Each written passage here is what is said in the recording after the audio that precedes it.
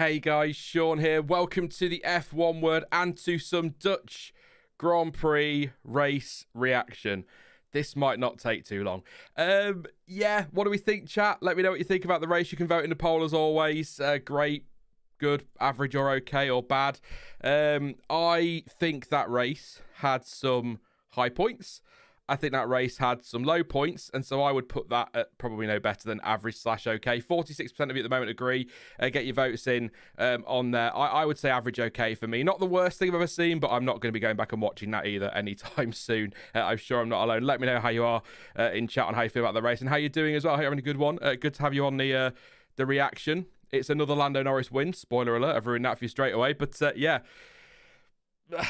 what could you say? It was one of those races where I think there was enough strategy intrigue to keep you interested, but it wasn't something that was set to come alive at any point, really. So it was okay. I enjoyed parts of it and other parts not so much, but we get that in F1. I think today was about the bigger picture of the season and what this result, particularly the gap at the front, means for sort of F1 going forward, the championship fight or fights, depending on how you fall on that one. Who's the fan? I think it's more about the bigger picture. One of those bigger picture races today. So I think that's a fair way of putting it. But we'll ask Will and see what he thought of that race. Good afternoon, Will. I know you've just finished your premiere over on your channel with the comedy review. I look forward to the copyright claim you get later.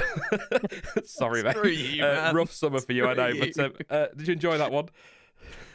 I actually really enjoyed it. I thought it was great. We had rain. We did Gasly. That was 2023. My bad. No, it was crap, quite frankly. But I agree with what you said. Actually, there was some intrigue in strategy, some odd strategies out there that I didn't quite understand, particularly towards the rear of the field. Tsunoda, I don't quite know what RB did with him, but yeah, I mean, it's a typical dry green race in Zandvoort. The nature of the track makes it hard to overtake, and while we got a little bit of it, they're just, as you said, this won't take long with it. No, I mean, Henry's made a good point in chat, actually. He says, I think it was one of those races that was made enjoyable by having all of the data on hand and being able to have onboards with data. Thank God for the F1 multi-viewer. I think if you're looking at the numbers and you're watching the lap times and you're interested in strategy, there's probably quite a lot in there to keep you interested. And there were some battles, some quite enjoyable stuff. I mean, we had a 4 or 5 car battle or a 4 car overtake, didn't we, for Kevin Magnussen getting absolutely battered down the straight at one point. So things were happening, but it wasn't one I'm remembering for too long, very fondly. But certainly not the worst thing I've seen, Will. I've been watching F1 a long time. We've had some stinkers. That was not quite there, but not the best. But it was a win. We'll start with Lando Norris and McLaren. It was win number 2 for Lando today. Difficult start, kind of maybe predictable that he wasn't going to get off the line and beat Verstappen. Bit too much wheel spin off the line, apparently, according to analysis and what he was saying as well. He lost the lead to Verstappen, caught him lap 17 after it looked like Verstappen kind of had things not under control, but maybe some management going on, sort of staying around 1.5 seconds clear, and then Norris just went, do you know what, I'm bored, put his foot down, got on with it, cruised past at turn 1 on lap 18, and that was that really, wasn't it? Reacted on lap 28, end of lap 28, I think, to Verstappen's pit stop, slightly slower than Max's, but really rejoined, disappeared, 22, nearly 23 seconds clear at the front, fastest lap on the final lap, driver of the day, obviously. I mean, just giving the rest of them for the rest of the season. That was it. What else can you say? I think there was a lock-up at one point. It didn't get very exciting once he got past Verstappen for Lando, did it? Pretty, not quite perfect, but not bloody far off. Yeah, I must have been asleep by the time the lockup came. It was a pretty much textbook race. Besides the start, I do love that even when you've got one of the shortest run down to turn 1 that we have on the calendar, he still can't control the lead into turn 1. And yeah, honestly, I genuinely thought for a moment that might be it. Especially when, as you say, Verstappen started going into his kind of race management mode, and we even had oh guys, I can't turn anymore, I've got a magical issue, and then it turned out actually no, Norris did have some pace. But a solid race. Didn't quite work out for Piastri on the other side of the garage. Again, one of those, it just kind of fell away strategy wise. He just seems so out of sync with the rest of the leaders. It didn't quite work out in the end. But I think if this is what we have for the rest of the season, then the constructors' standings is going to be very, very fun to watch indeed. Do you know? I've gone writing on a negative, and I don't want to be bitchy, but I'm going to do it anyway. Could be one of my last chances to do it. So I am kind of looking forward. If Lando Norris is going to, let's say, I think Monza next week will suit the Red Bull more on paper. Obviously, it's all on paper at this stage. That McLaren is looking good everywhere, so it will be competitive.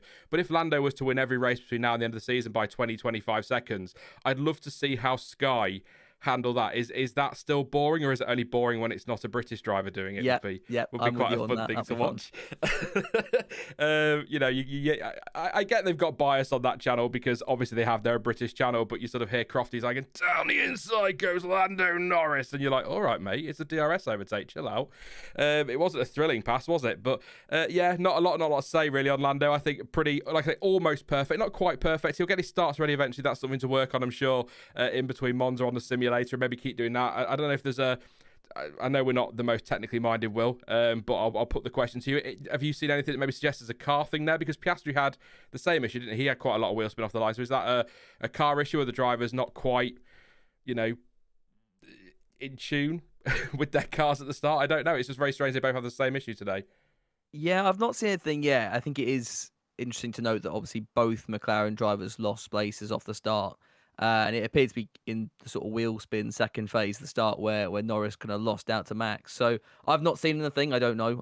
So I'm not going to stick my neck out and say it was a car issue or it wasn't. But So if that is a car issue, then that's something that they really need to work on, because okay, fine, they had the pace to come through today, but there are other races this year where they probably wouldn't have had the ability to do that, and that could raise its head at some circuits that favour Red Bull, as you say, Monza next week potentially, or throughout the rest of the season. So it's something they need to get on quickly if it is a car issue, or if it's not a car issue, then they need to work with Lando and find a way to make it work for him, because it's become a meme at this point, and it's not a situation you want to be in when you're fighting for a championship.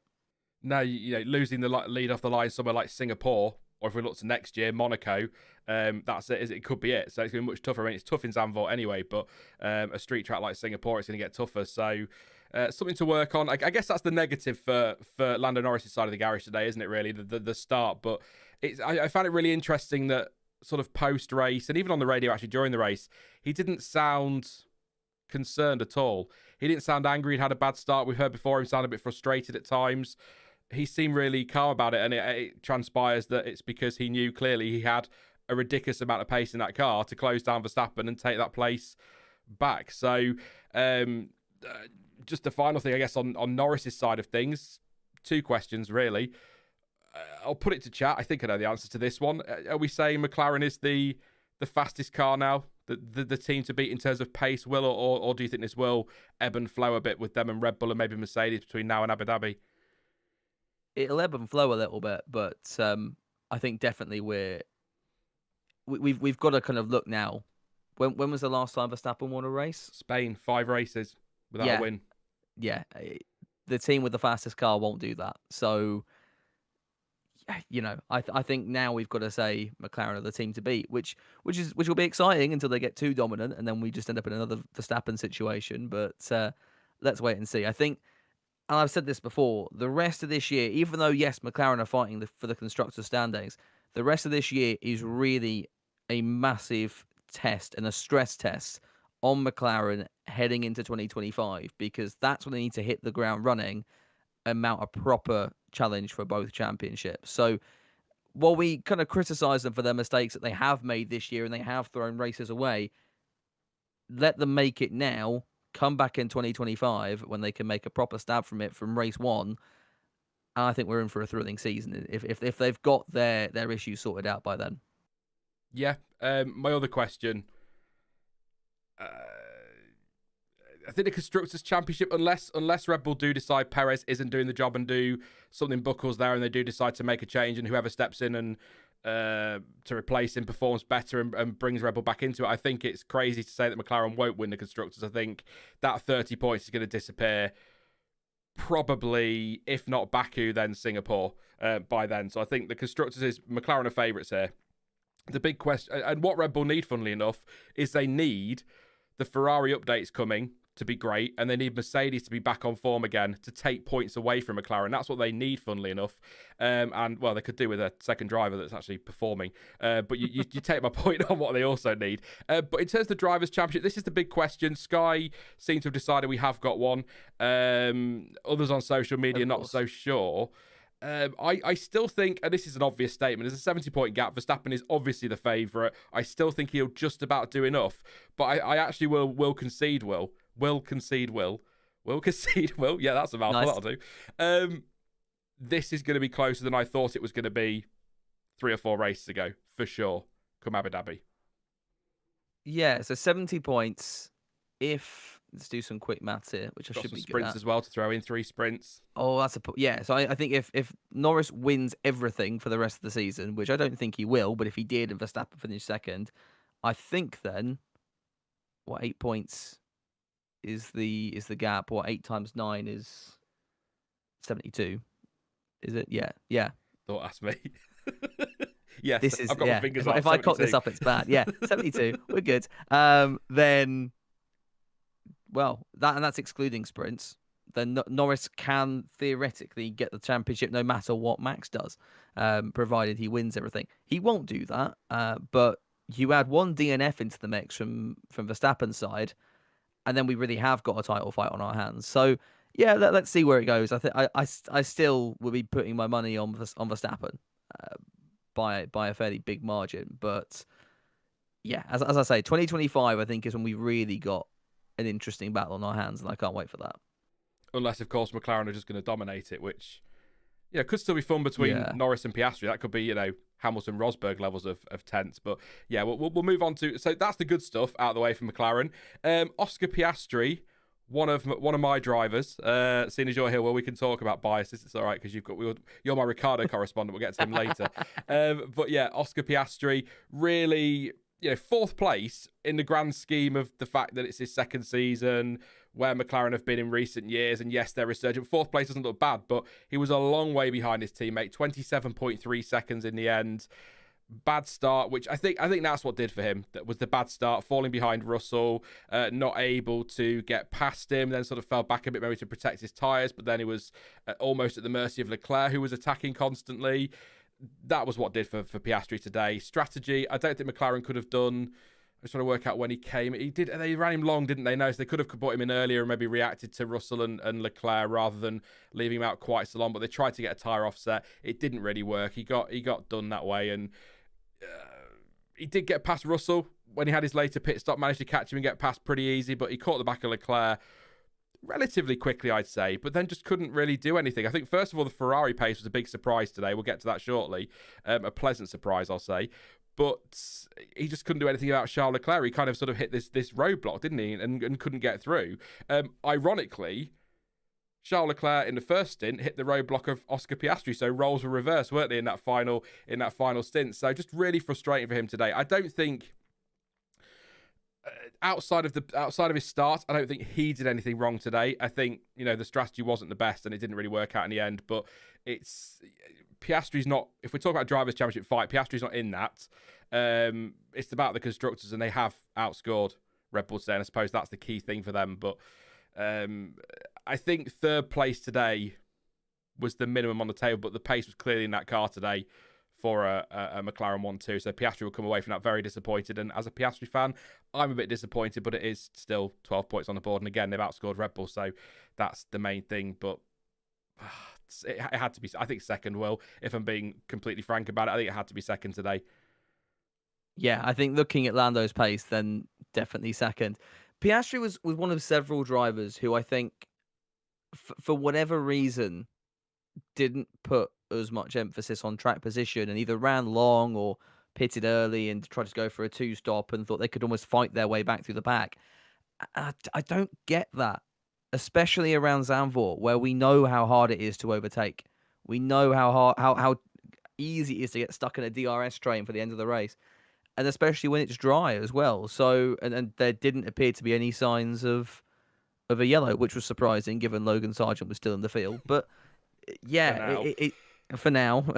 We'll see if he's still there by next week. But for now, yeah, he can join Haas on the sidelines. But yeah, I don't know. I think I can't really add more than what you've already said. It was a bit of a disappointing run at the end of the day when you look at the entire race on a whole. But I think Zach said after the race he was basically always in traffic. Yeah. Be it lap cars, be it Leclerc, be it someone. So he never really had an opportunity to do what Lando did, which was basically gun it in free air and just build a gap. So I think you've got to add that to it as well. But for Piastri standards, I think he'll be disappointed with that one. Yeah, I mean, he had a couple of blasts in free air, didn't he? Because of around pit stops and that, and he was mighty fast. But Zach Brown's right. He was stuck in traffic pretty much all race. But the team have got to take some responsibility for that on strategy. Yes, I think Piastri gets off the line fine and is P3 into turn 1. Why do I have to think about what the first corner's called? Turn 1 into Tarzan. He probably finishes the race second, at worst third. I don't see how the pace was there. The Ferrari pace was good today, but I don't see Leclerc doing it with an overtake on Piastri if he gets off the line properly. So that's ultimately what's cost him today, is losing out to Russell. But the team also have to take some responsibility in putting him into traffic through pit stops. I mean, he ran to lap 33 on those tyres. Leclerc pitted on lap 24 to undercut him, and Russell pitted on lap 25. So that's a lot of time to lose, because they're rapid at that point on the fresh tyres. So that's a lot of time to lose. So there's got to be some responsibility there. But ultimately, again, for the 15th time in the last 3 minutes, I think it all comes down to that start. He gets off the line fine. He probably finishes at worst third, at best second. I don't think anyone's stopping Norris today. But I think there will be disappointment. You're right. But again, I said at the start, well, I feel like this is one of those bigger picture Grand Prix. Look at the season as a whole and what this could be. At the end of the season, we could come back to this race and those 12 points for Piastri could be absolutely critical. So they will be important. But on the day, as a Piastri fan, and I'm sure Oscar's the same, not a Piastri fan, but I'm sure Oscar's a Piastri fan, he's going to be disappointed with that result. But it's points on the board and it'll do. But I did see somebody in chat make a point. Oscar's pace in clear air was great when he caught Russell, but just no way past Leclerc, says Warren. That wasn't the one I was looking for, but I think that's a very good point as well. First thing Piastri said was, I was in dirty air. Yep, absolutely. So it's all about traffic there again. And Rajiv says, if McLaren can execute without too many mistakes, I don't see Max winning any races this season. Wow. The performance gap is huge. That's a big call. That could be one of those screenshots and come back to that at the end of the season. You could look like a genius. And there's a conversation going on there. And I think we'll see. We are going to get a centre-cross crash between Max and Lando, says Kevin, which could be interesting. But yeah, no, nothing else to add on McLaren. We'll, obviously, as I always say, these are reactions, not reviews. If we forget something or you really want us to talk about something, jot it down now somewhere or keep it in your brain, and we'll come to Q&A a little bit later, and you can throw it at us and make us look really daft for forgetting that amazing 25-car overtake that Piastri pulled on the first lap or something. I mean, there's 20 cars in the field, so that'd be incredible, wouldn't it? But Max Verstappen, P2 today. Actually, to be fair, Will, probably a pretty good result. Obviously, he wants to be winning. Red Bull want to be winning, but given the pace of that McLaren, Norris disappearing, they weren't confident coming into this weekend. Red Bull at no point in the weekend, apart from just a moment in qualifying yesterday where he found that pace in the middle sector and looked like he might have nicked pole until Lando delivered that stonker of a lap. They've not really looked like threatening for the win. So yes, he took the lead at the start, got that 1.5 second gap, but once Lando reeled him in and he got through, that was pretty much game over. So that 23 second gap, maybe some of that Max not pushing as hard as he could. Martin Brundle did make the point on Sky that maybe he's backed off a bit and sending a message to the factory that they need to pick up their feet. Maybe, I don't know. Martin likes to make those kind of claims, doesn't he? But I don't think when you look at again, the bigger picture, that's a disastrous result for him. It's a big gap to Norris. I get that. And I know he wants to be winning and doesn't want to be losing by 23 seconds, but it is still 18 points. An 8-point swing towards Norris. That's not a disaster at this stage. He can't afford them for too much longer, Will, as you did with your maths there. But it's not awful. Couple of points to make, really. Like I say, better start than Norris to take the lead. Did say on lap 14, car doesn't turn at all at turn 10. And that was as Norris started to close the gap down. Then lap 17 said, tyres are numb and don't grip. I'm not sure. I'm not sure what the numb. Yeah, I'm not sure what the numb thing is. Unless he just means they're not reacting. Maybe, I don't know. But I understand the don't grip thing. And complained that the car wouldn't respond to inputs. That was on the radio. Andy said it after the race as well. Pitched in at lap 27 for hards. Lap 45 complaining of losing grip. So we've got McLaren doing well on their tyres. Ferrari doing well on their tyres. Red Bull not. So lots maybe to digest there. But do you agree that in the grand scheme of where Red Bull are right now, that's an okay result for Max? It was not too bad, not disastrous. Yeah, as we touched on earlier, it's unlikely that Lando's going to win absolutely every single race. So P2, I think, was good damage limitation when it was very, very clear that there was no beating Norris today. And yeah, again, as we mentioned with Piastri, he could easily have been up in P2 on the right strategy and in a parallel universe somewhere. So P2 in what is the second fastest car, at least this weekend, I think is a pretty good result. You mentioned the turning problems. I somewhere on Twitter, I've lost a tweet now, but I did see someone showing off the onboard, and the understeer is unbelievable in some of those clips. So he did appear to be having some sort of issues. It looks like the same thing that was affecting him in Budapest, where he also was struggling to get the car around kind of low to mid-speed corners. So, bit of an odd one. Maybe something for Red Bull to look at in terms of setup for Monza, where, in fact, we've not got many of those. So, again, while we think it might favour them a little bit more over McLaren. But, yeah, damage limitation, and it paid off. Yeah. I've got nothing in my notes ready to add to it, which is a shame. It's one of those races, I'm afraid, where there's not a lot to talk about, but certainly for the front two. Just looking in chat, see if there's anything. Yinka says Max isn't losing his home Grand Prix to send a message. I don't think that's what was. I should probably just clear that up a little bit quickly for anyone, because it'll come in the comments later, and somebody will be a lot nastier than Yinka was about it. But what Martin's point was that as soon as he realised he wasn't going to beat Norris, he's maybe not pushed as hard as he could, because one, why put your car through the strain if you know you're not going to beat him anyway? You've got a lot of races still to come. And then he said about maybe sending a message to the factory to pick their feet up. So it's not, he wasn't. Lando Norris didn't beat him today because Max went, I'm losing my home Grand Prix to make a point. That's not what he was saying. But yeah, that's that for Max. Sergio Perez, a bit of no man's land in the first stint, and well, I mean throughout really, wasn't it? Let's be honest. Not threatening Leclerc and not under threat from Sainz. That was on lap 22. Leclerc 2.5 ahead, for example. Sainz 2.8 behind. Pitted end of lap 29. Race pace not great again. I mean, yeah, all right. Red Bull pace not been best out there, but Perez was still well behind his teammate. I mean, what was it in the end? 7, 8, 9, 10, 11, 12, 13, 14, 15, 16, 17 or so seconds behind his teammate, 16, 17 seconds, something like that. That's a big gap. And he was beaten by Carlos Sainz, who started 10th.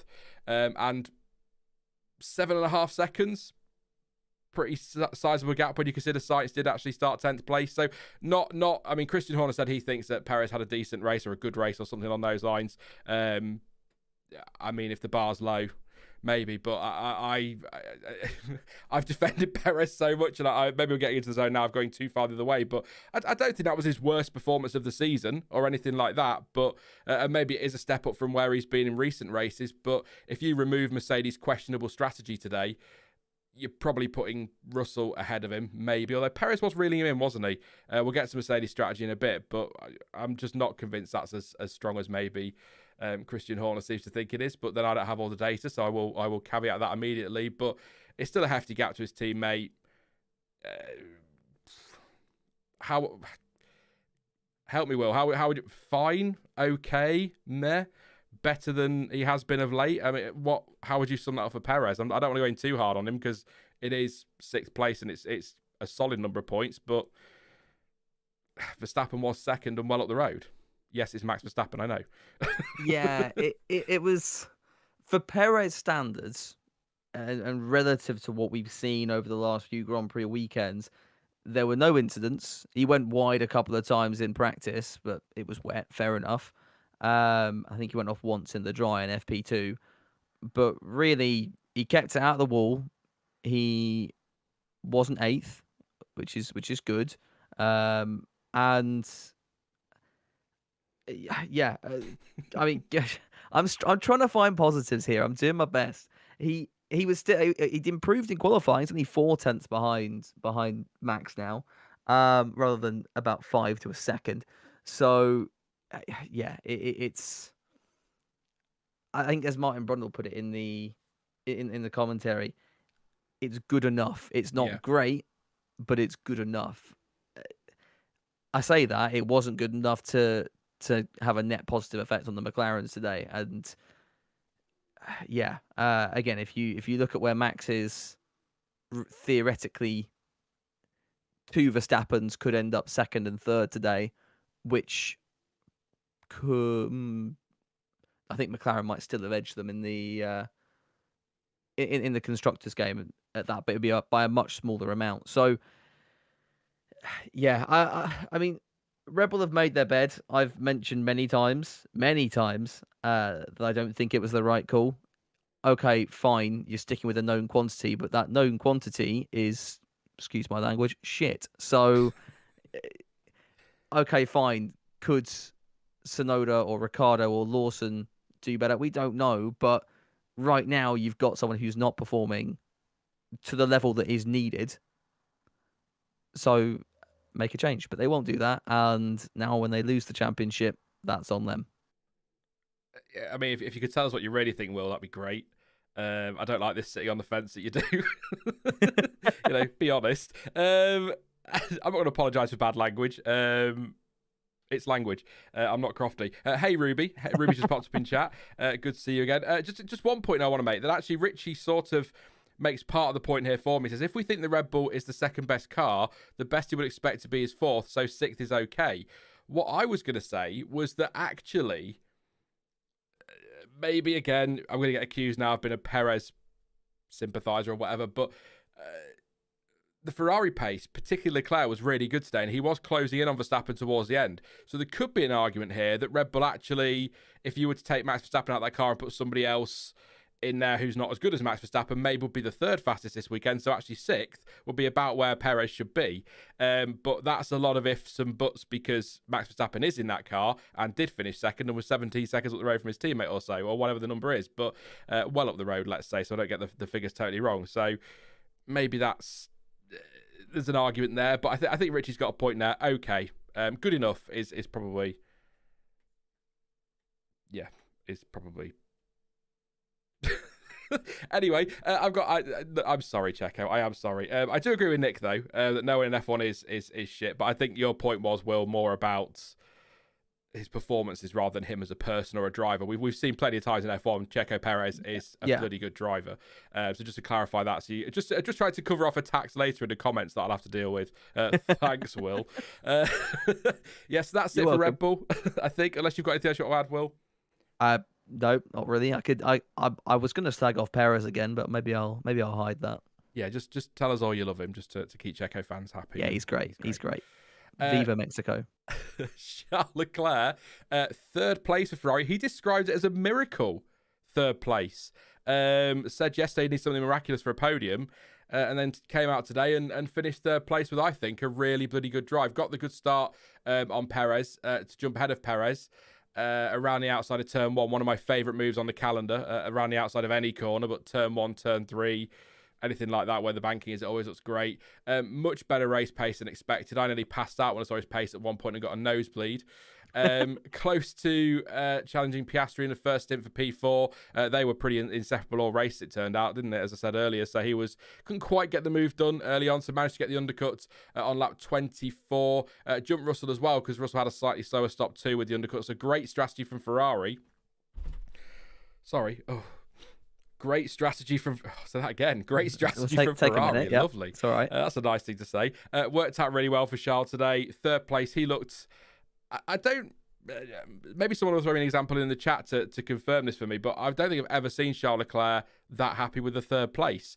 So I think that maybe gives us a good idea as to how unexpected that was and how well Ferrari did and how above expectations, obviously, it was for them. So great stuff from Charles Leclerc. Great, I wouldn't say defensive driving against Piastri, but, well, no, it's defensive, isn't it? Good deployment of battery probably as well, played a part in those latter stages to keep Piastri behind. Was closing in on Verstappen. Again, difficult looking at the final lap because you don't know who's backed off and who hasn't. But he was 1.1 seconds quicker on the final lap and finished 2.5 seconds behind Verstappen. So Ferrari had pace today, which is a surprise. And they've got an update coming soon. So hopefully that's going to give them another boost and maybe they get this one right and they can close the gap.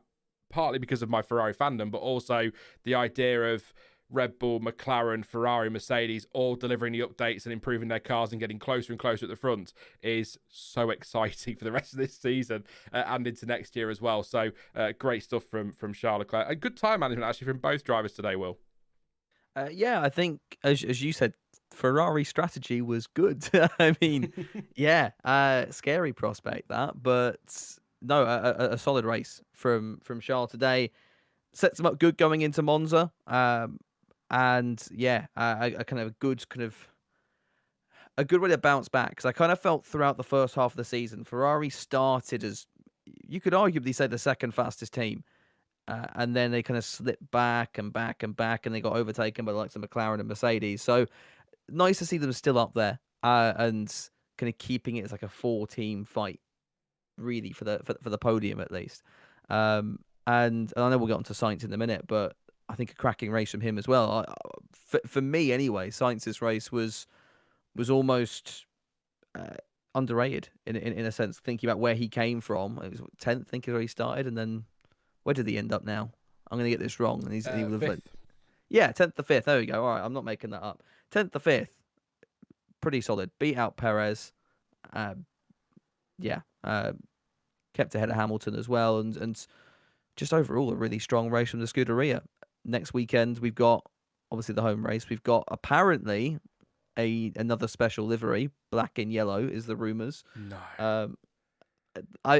I'm still excited for it, and I shouldn't be excited for it because every time I get excited about a Ferrari livery, they find a way to cock it up. But yeah, I mean, we've got black and yellow merch coming at least as a bare minimum, so we're expecting maybe hints of black on the engine cover, and that'll be it. But so they're gonna change a white stripe to black that they've got next to the yellow one. That's it.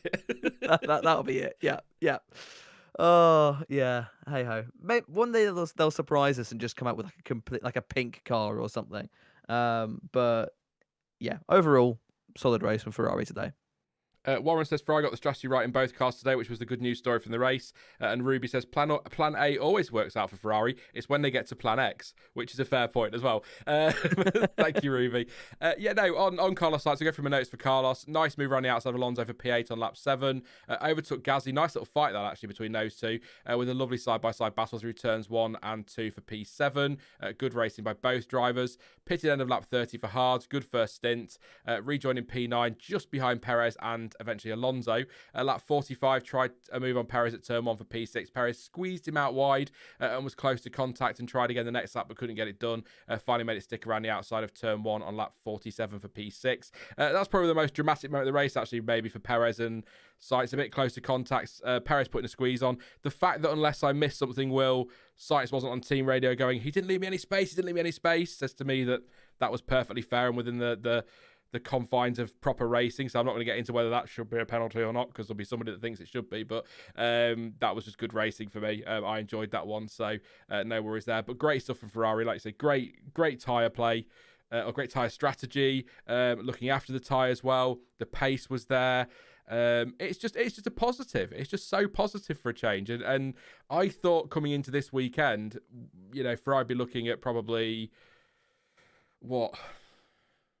7th and 8th, because I thought Mercedes would be quicker than they were, or at least they get their strategy right and be able to take some positions off Ferrari, and McLaren would get 2 cars in the top 3 and Perez might step it up as well. So I didn't expect them to be a podium and 5th place, especially, again, like you say, from 10th on the grid around a track like Zandvoort. That's really, really impressive from Carlos Sainz. So strategy worked, overtaking, nice and aggressive, thoroughly enjoyable. And I'm trying to think of something to To think on sort of if there was a downside to this race for them, really, I think I don't really recall any major incident apart from that close call with Sainz and Perez. I think pretty clean.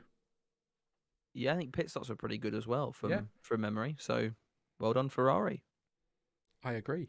I agree.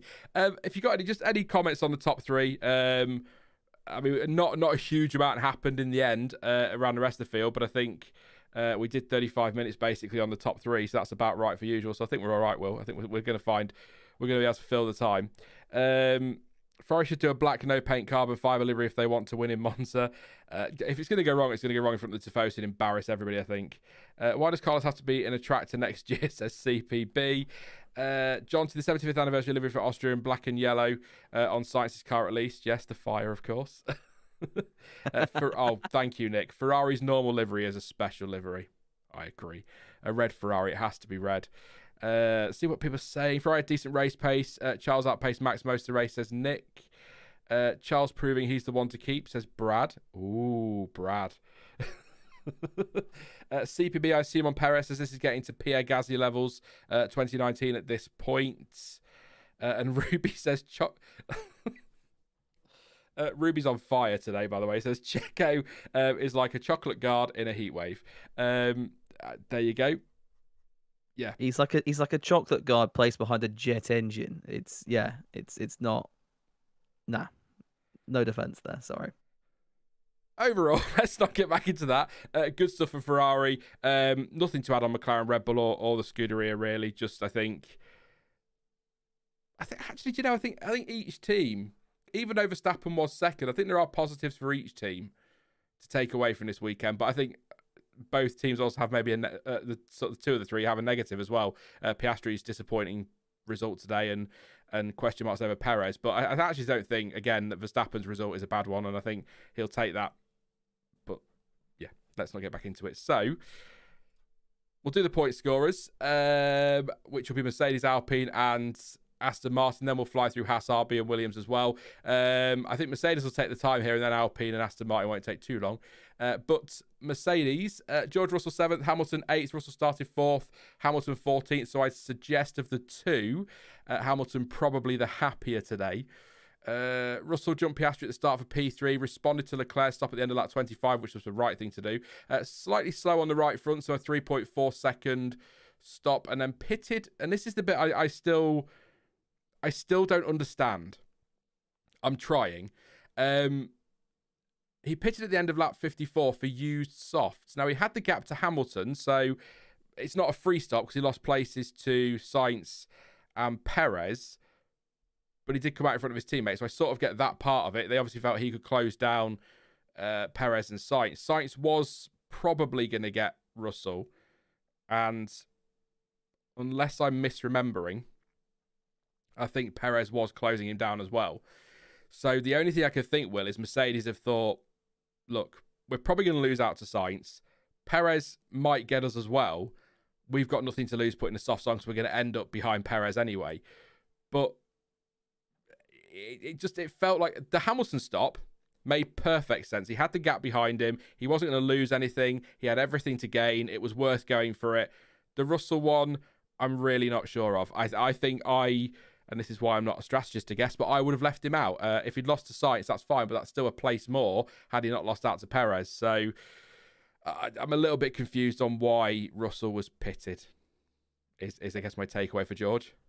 I mean, making up for the pit stop he didn't take in Spa, potentially. I don't particularly get it either, if I'm honest. And it was the fact that he went to softs, used softs, so, I guess, relatively early on, that just, didn't make sense to me, because those tyres quite clearly weren't going to be abused all the way to the finish to try and maybe get close back to Perez and Sainz. So, yeah, just a really odd one from Merck, if I'm honest, and I kind of can't explain it.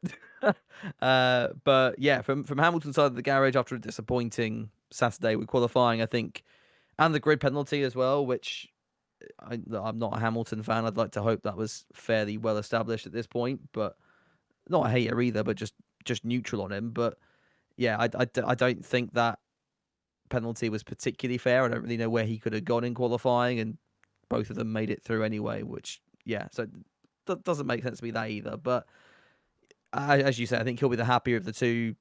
Solid recovery drive, and yeah, overall, good race from him. Ruby says George's tyres were gone. I've just had a look at the press release. Mercedes say 6 laps after Lewis. George also came in for his second stop. He was approaching several lap cars, and Sainz have reduced the gap to less than a second. On the soft tyres, George began to chase the Spaniard, but was unable to catch him in time to challenge for P6. He was chasing Perez for starters, not Sainz. I think they might just assume Perez is 8th. That must be it. Maybe. But there's nothing here to say tyres had gone at that stage. So I'm not saying Ruby's lying. Ruby was watching the race. There might be some info there. I'll say so. Toto said it. I was in an interview then. Toto said in an interview the tyres were gone. They had no choice. So just in the press release, they've not referenced that, Ruby. That's all. So I'm not calling you out and saying you're a liar. Don't worry. But yeah, in an interview, it sounds like Toto Wolff has said the tyres are gone. So if the tyres are gone, they've got to make the change. But like you say, used softs is maybe a bit peculiar at that stage as well. So at least we know why they made the change then. So that kind of clears it up a little bit, but still a bit odd. That the Hamilton one made sense. The Russell one, I didn't really seem to make sense of it. But if those tyres have fallen away, he's approaching lap traffic, Sainz all over the back of him, Perez is closing in as well. I suppose make the change before he loses the place to Hamilton. I guess is the argument there, because Lewis was quicker in the final stages, finished 5 seconds behind, and was for some reason quite a bit slower on the final lap, maybe backing off a bit. But yeah, there you go. My head's worked it out, Will. So his tyres have gone. They've pitted him because they know he's going to lose out to Sainz, probably going to lose to Perez. Get him in before he potentially loses the place to Hamilton as well. So they keep him ahead there, so they're not causing any rifts in the team.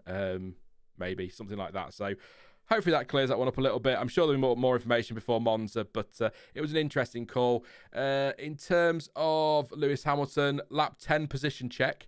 P11 and pass Hulkenberg at turn 1 on lap 10. Overtake on lap 13 on Stroll at turn 1 for P10.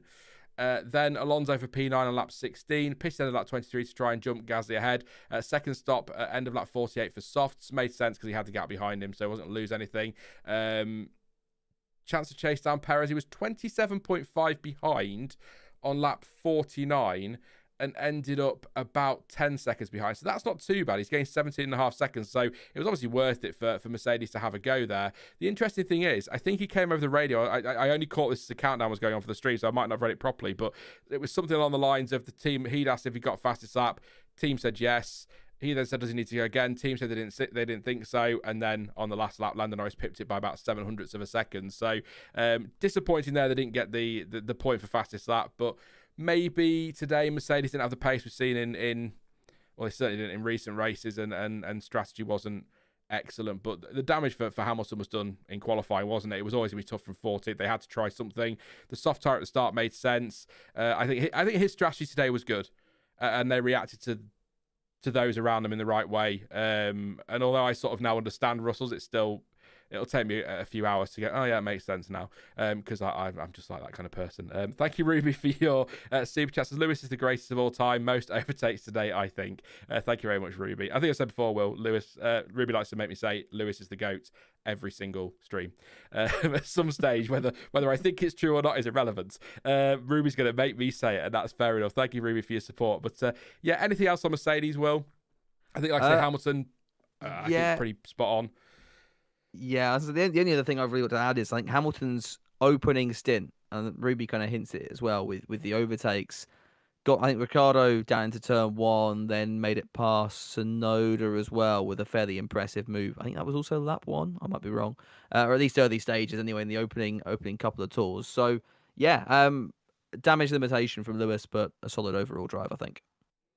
And James in chat, a couple of things on Russell as well, and Travis as well. Travis says Russell tyres were done and had no pace, and James says Russell had already used hard and medium softs were the only tyre he had left, and then says Russell wasn't going to beat Perez if he didn't box. So I understand it now. I do understand it now, but it's still watching it live. It didn't make sense to me, but now you're putting the information out there. So thank you to everyone in chat, and thank you to Toto for saying that in an interview, I guess, to clear that one up. Alpine.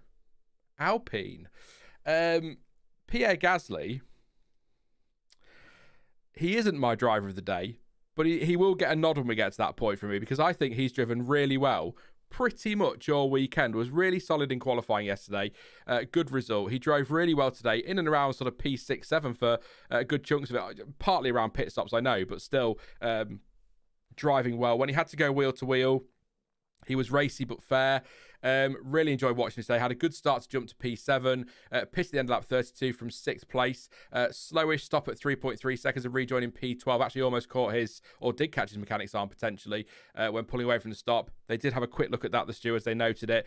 Didn't investigate it further. But I think a really, really good performance from Gasly today. And it's a couple of points for Alpine, which could be really important for them in their fight with the inner fight with Haas. I suppose they could be if Haas fall away a little bit, but it's again, I said this the other week, if you'd have told me after the first race of the season Alpine would score 13 points this season in full, I'd have laughed in your face.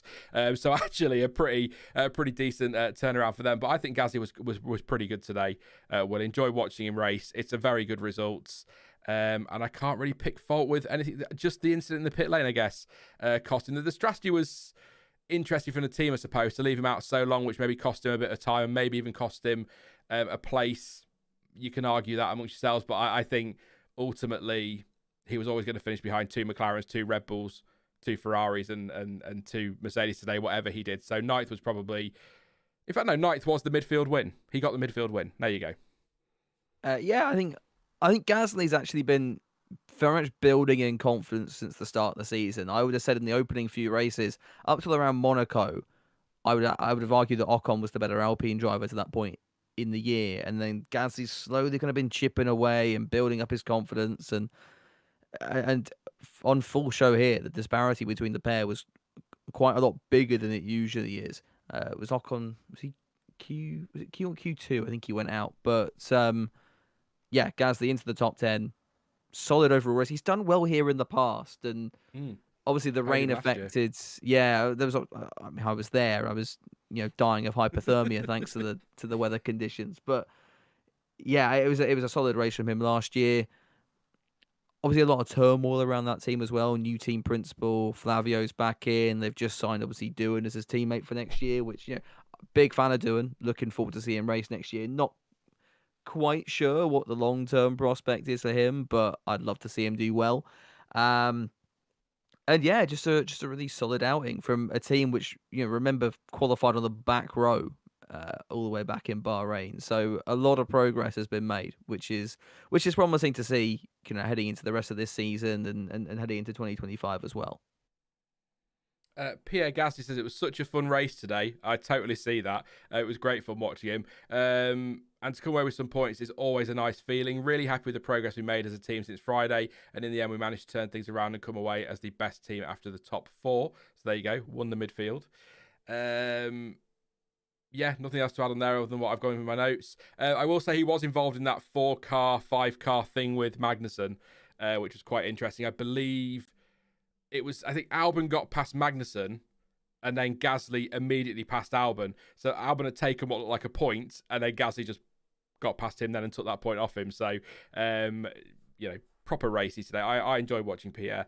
On the other side of the garage, Esteban Ocon, I mean, he was there, I think. He was, started 15th, finished 15th. We saw bits of him, I suppose, maybe in the background and doing other things, but it wasn't a great race. And he says it's a weekend for us to learn from, as I came here with different expectations. A tricky race day and a tough weekend in general. He said finishing in 15th was our end position, and all I could achieve with cars ahead and traffic throughout on a track that is tough for overtaking. Important for us to understand why we struggled here in particular and where we can improve, which we will do together as a team. I know he's talking about himself as a driver, but I kind of get the whole we need to learn lessons, but Pierre was 9th. So, I mean, clearly there was pace in the car this weekend, or maybe Gasly just found that pace in the car. I don't know, and Ocon couldn't. But it's an interesting point he makes as well on started 15th, difficult to overtake on, maybe this is, in fact, not maybe, it is one of those tracks where, if he qualifies 10th, he probably finishes in the points or around the points, because obvious statement, it's difficult to overtake. Qualifying is everything. Track position is king. Maybe on a different day with a better quality, he does better. But I think the pace was in that car today for points had he qualified better. So maybe some criticism there for Ocon for his qualifying performance. But I agree with you. I think earlier in the season, when even up until the point actually when they were talking about replacing him after the contact at Monaco, there were the rumours about that, and then when he got dropped, I thought, are you dropping the right driver here? Looking at performances alone. Yeah. But Gasly seems to have sort of started to find his feet a bit lately, and Ocon's still been strong at times. I'm not saying that Ocon's suddenly just fallen away, because he hasn't. But part of this is going to be the car getting better, definitely. But have you got anything in your notes on Ocon, Will, other than he was there? Bold of you to assume I even have notes, but yeah. Well, I didn't want to say. If it wasn't already obvious. It's just a dartboard with Perez's face on. That's all it is, isn't it? Something like that. Yeah. Except I'm firing a cannonball at it. But yeah, Ocon was there, as you say. It was a pretty quiet race. I don't think I actually saw him on the live feed once, beyond maybe the first couple of laps. So, bit of an underwhelming one. It wouldn't shock me if he kind of switches off now. He's got his future assured for next year. I mean, Alpine and Haas, how close are they in the constructor standings? I don't know off the top of my head. I want to say they're fairly... for Alpine and 24, I think it is, for Haas. Yeah, so part of it will be, given they are in, realistically, a constructors battle for the end of the year, how much is Ocon really going to play the team game, given his current standing with Alpine and everything that's already gone on this year? So it wouldn't shock me if Esti Bestie just kind of switches off from now on. But we'll see. He might want to get one last little one up on Gasly before he leaves. I mean, he did that literally in Monaco, but well, yeah, literally up, wasn't he? He was in the air. Apologies, by the way, if you could hear any banging. I keep forgetting to mute my mic while Will's talking, and I keep headbutting the mic and dropping my phone and just generally being awful at this job today for some reason when it comes to stuff like this. But there you go. Aston Martin, that was good timing. Look at the picture change. Look at that. Fernando Alonso took the final point, P10 today. Lance Stroll down in 13th place. On Stroll, investigated for pit lane speeding, 5-second time penalty, slam dunk every day of the week. As soon as you see it's noted, you know that he's going to get a penalty, so that's that one. Alonso pitted in lap 31 for the hards, involved in that 4-car pass on Magnussen and got Albon a lap later for P11, overtook Hülkenberg at turn on lap 64 for the final point, so that's when he snatched that final point. We'll get to Haas when we run through the rest of the teams. But in terms of, I love that they call them sound bites in the press release, and it's perfect. That's exactly what it is. Fernando Alonso's soundbite from Aston Martin. We knew that the top 4 teams would take the top 8 positions today, so our fight was for P9 and P10. However, we didn't have the pace we needed, and Pierre Gasly did a better job than us, so we had to settle for P10 and 1 point. It was a challenging race, and we need to do more to understand the car to find where we can improve. And Lance Stroll says, we knew we had some faster cars starting behind us today, so it wasn't a surprise to see Hamilton and Sainz passing us from that point on. The focus was on holding positions, as we didn't really have the pace in the car to challenge. They'll debrief as usual. And Monsieur Crack says, a disappointing Dutch Grand Prix, although we did manage to secure a hard-earned point. We knew it would be tough with some faster cars behind. Gasly managed to overtake Fernando on the first lap, and we weren't able to get back in front of the track, which doesn't provide many overtaking opportunities.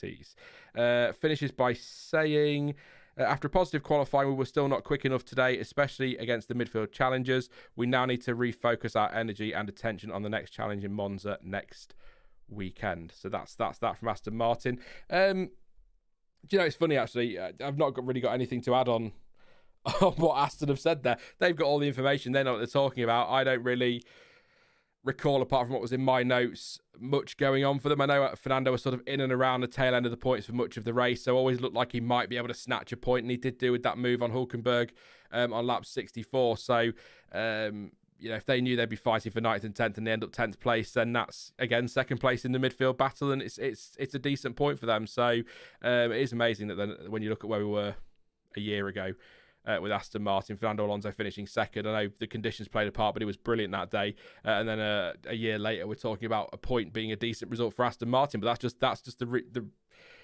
the position they're in. That's that's just where we are with Aston Martin. But yeah, all right. I think they can be happy with a point. But what does Stroll do, just out of interest?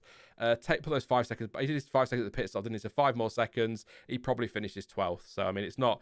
He wasn't going to do much more than that. So all right for Aston, I'd say. Positives. Yeah, I think Ricciardo probably would have got him at the end. He was basically right on his arse for the last 3 or 4 laps, just didn't pass. I'm assuming because of that that 5-second penalty. I think, as you kind of hinted at, it's all very much to do with time frames. If we look at it from the space of last year, then yeah, he's gone from a podium to now we're celebrating a point.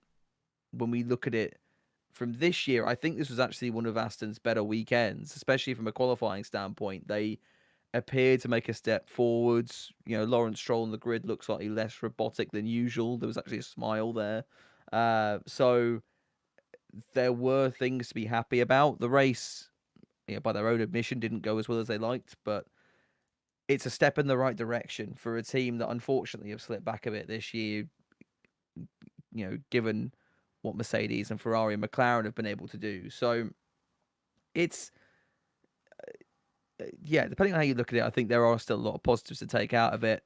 That Aston, I don't remember being great in Italy last year. That might be my memory failing me completely, but I don't remember anything particularly special. So we'll wait and see if that continues next week. But overall, a pretty solid race. Both Stroll and Alonso also fairly close to each other, which is promising. Either that Stroll making a step, or Alonso taking one step closer to retirement. I can't quite tell which one it is, but yeah, overall, you've got 2 drivers who are performing at a similar ability level, and basically from Stroll to get the pit lane speeding penalty, you really didn't need it at that point, and it lost him a place.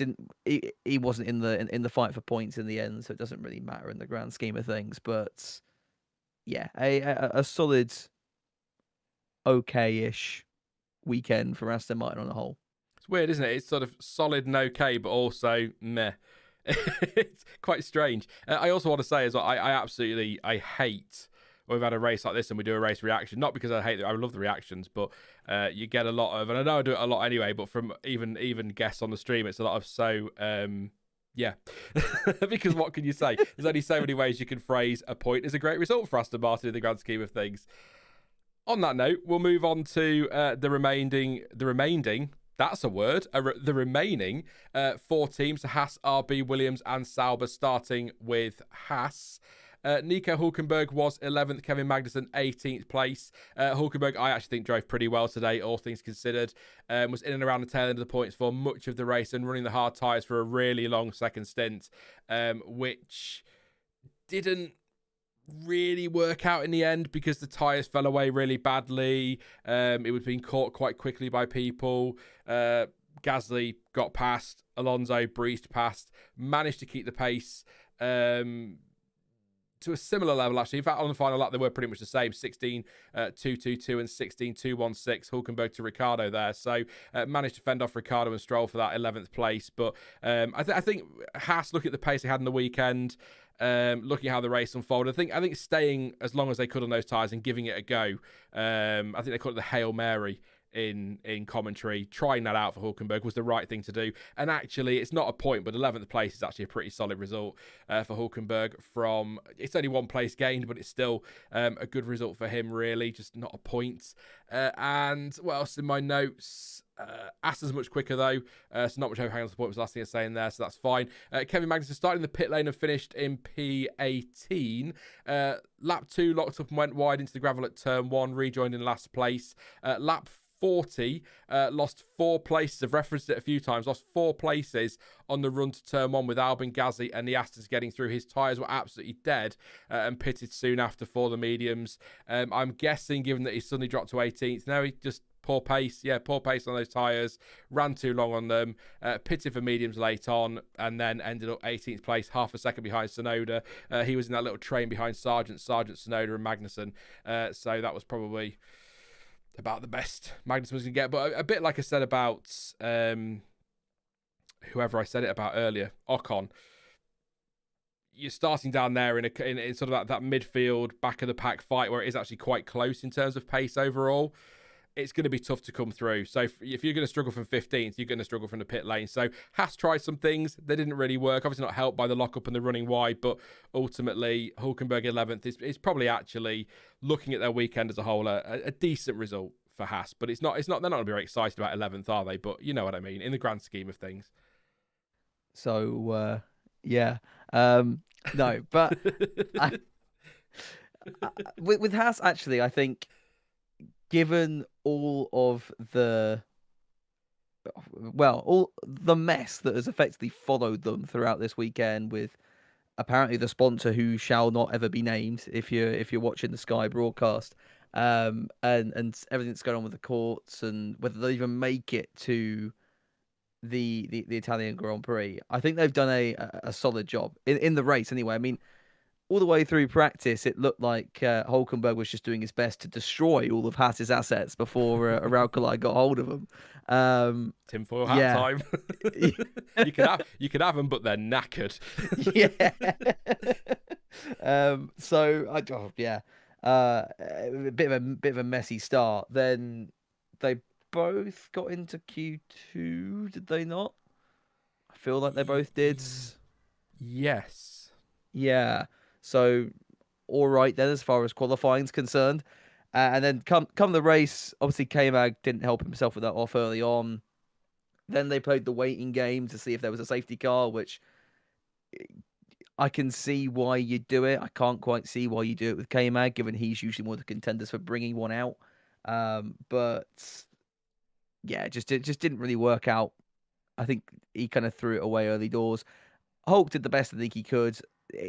At the end of the day, there were better cars out there today, and Haas didn't stand a chance at getting into the points unless something dramatic happened to the top 5 teams. So, yeah, I think P11, best of the rest, best they could do coming into this one.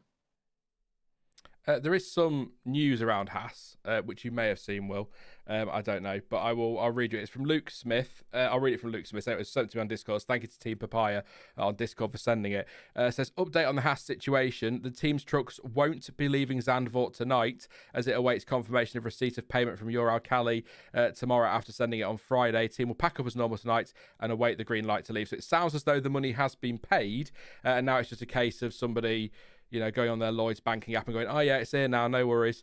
So I'd imagine, given how long it's taken for payment to arrive, they might take their time to make that announcement. But Haas should be in Italy. But as things stand, they are having to just wait where they are while confirmation of that money comes through. And I, for one, cannot wait for the whole sorry story to be over. We'll see. We'll see. Jonty says the big issue with Haas is that if they pay, they're in way big trouble. Other than a court order. I've not kept up on it completely. I will say that, but yeah, it's an interesting one. So at the moment, Haas should be in Monza. Should be. But it's just a general fustercluck, which is actually, to be fair, what you've come to expect over the years from Haas and sponsors, I suppose, when we go to the old Rich Energy nonsense. So maybe it's just part of their brand. I don't know. Bless them, but they're fine. They're fine. I'm going to hand you over immediately to my RB Daniel Ricciardo correspondent, Mr. FP1 Will, host of the comedy reviews. Go for it, Will. Daniel Ricciardo's race. I've not got much other than he finished P12 and made a one-stopper work. So it was a typical Daniel Ricciardo start where he started 13th but was 15th by turn 1. Got passed by Hamilton and Bottas, then spent the whole of the first stint trying to get past Bottas, who was on the soft tyres and basically had to wait until those died before he could make it past. After that, actually, his pace was pretty good. There was from listening to the radio, there was quite a lot of like coaching, and Ricciardo was losing a lot of time in the middle sector, and Pierre Hamlin, this race engineer, was basically like, you need to brake here at turn, I can't remember which one, it was like 5 or 6, something like that. There was quite a lot of that, which I've not heard on the radios, at least Ricciardo's radio, so much in a while. But yeah, second half of the stint was or second half of the race, sorry, was a lot better. Caught up and passed one of the Haas cars, must have been Magnussen, and Albon. I think he also got past Bottas at one stage, or he might have pitted before then. I think he might have just come into the pits beforehand. But yeah, caught up to and got into penalty range of Stroll before the end, which got him 12th come the flag. And yeah, not bad. Tsunoda, on the other hand, I kind of feel bad for, because he got effectively the Budapest Ricciardo strategy, where they boxed him really early and then boxed him around the same time as Ricciardo made his one stop. So effectively just gave Ricciardo a load of free positions, and in that sense, it really didn't make much sense to me at all. From Yuki's side of the garage, he then ended up stuck behind Sargeant for the majority of the race, and as embarrassing as that would be, remember that Williams is quite quick in a straight line. So yeah, getting down the inside of that into turn one was going to be a struggle. So bit of a shame for Yuki. I think he was the quicker of the two drivers over the course of the weekend, as much as it hurts to admit that. And his qualifying definitely showed. So yeah, that's your RB coverage of the weekend done. I thought you were like, back to you, Sean. Like you're actually there or something. Back to the studio, yeah. Yeah. Thanks, Will, for that report there. That was RB. I have nothing to add, so I'm just going to spin straight on to Williams. Alex Albon finished 14th today from 19th. Obviously, disqualified after qualifying because his floor was too big, I guess, if you want to keep it simple, had to shave. I think they said, James Vowles said it was decimal place amounts they had to shave off, but I think the word was 3 mil. I don't know, but they had to shave a little bit off the floor to make it legal, but it was disqualified after qualifying because it wasn't legal, but it was fit to race after those changes. Albon had qualified really well, so I feel like looking at the pace of that car overall, because they could have been a bit more conventional with their strategy, let's say, I think he could have been on for points today. So obviously that's the way the cookie crumbles. If you, technical regulations, a bit like pit lane speeding, you're outside of those rules, you're going to get penalised, you're going to get disqualified in this case, and that's what happened. So a shame for Albon, but it just the way it happened. Not his fault, he's done nothing wrong. But I actually think pretty solid race. First to pit at the end of lap 12 for Haas, 2.6 seconds stop, set the fastest lap of the race at the time as well on his first flying lap after the stop, which was quite funny. Got past Magnussen for P10, but then lost it to Gasly on exit of turn 1, as I mentioned earlier. Tyres were starting to fall away at that point. I think maybe I'll have a look at the press release in a minute, but I suspect maybe Williams would goal hanging a little bit for a safety car with Albon. We know he's good with his tyres, but maybe not today. They were falling away. He did complain over the radio that it was dangerous. Crofty and co were sort of going, that looks like racing to me, but if they bothered to look a few corners earlier, there was very nearly contact. Albon nearly catching the back of Magnussen through 13 and 14, so that could have been quite a big crash there. So I suspect that's what he was talking about. And his second stop was lap 55 for mediums. Logan Sargeant, miserable yesterday after that crash, which was... It can happen in the wet, but I'm still questioning, and I'm not a racing driver, so, call me out if you like, but I'm still questioning why on the grass you'd plant the throttle, but he did. Had a big crash, cost the team a lot of money to repair it, and we'll get into it in a minute, but if the rumours are to be believed, may have cost himself his seat. We'll get into that in a second, but Alex Albon, I was going to look at his press release, wasn't I? But in the end, Sargeant was 16th place with that, which actually, to be fair to Logan Sargeant, not a bad result, all things considered. Alex Albon said it was a tough one today, being out of position at the start. Meant we unfortunately... why have you just crashed? Hang on a second. Sorry.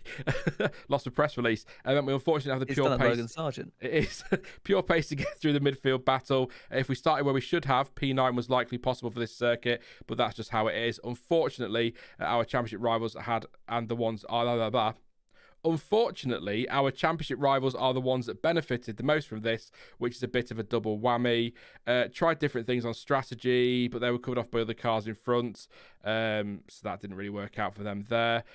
Silver linings, the upgrade worked, car is strong, and they'll learn from this and go to Monza. And Logan Sargeant says, firstly, a big thank you to everyone for getting the car turned around for today. It's greatly appreciated from my side, as I know how much work goes into it. Nonetheless, I lacked a little bit of pace today. We tried to make the one-stop work, which was tricky with a lot of defending and blue flags to deal with, but it was always going to be tough from where we started.